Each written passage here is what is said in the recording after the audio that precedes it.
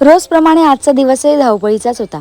आज मला आणि अंकुरला बाहेर जायचं होतं। आम्हाला टिफिन न्यायचा होता, तर शंभू आजी आजोबा घरी होते म्हणून त्यांचाही स्वयंपाक करायचा होता। स्वयंपाक झाल्यानंतर जरा वेळ निवांत बसली।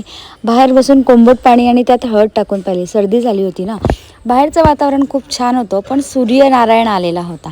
हा ट्रान्झिशन व्हिडिओ पुढे काही जमलाच नाही। गडबड इतकी होऊन गेली की घाईघाईमध्ये टिफिन ठेवला, त्यानंतर डिशेस ठेवल्या, शंभूला बाय केलं आणि निघालो। सकाळी 7:30 झाले, पण ऊन बघा कसं आहे की हा व्हिडिओ छान जमला। त्यानंतर हे चाफ्याचं फूल जे मला लावायला आवडतं ते मी लावलं। बस आली होती, आम्ही सगळेजण बसमध्ये बसलो। नाश्ता आला होता, ढोकळे आणले होते, ढोकळे एन्जॉय केले, खूप मजा आली। आम्ही कुठे जातोय हे पुढच्या व्लॉगमध्ये तुम्हाला कळणार। याचा पूर्ण व्हिडिओ यूट्यूबवर अपलोड केलेला आहे, त्यामुळे तो देखील बघून घ्या। भेटू पुढच्या व्लॉगमध्ये। Bye bye.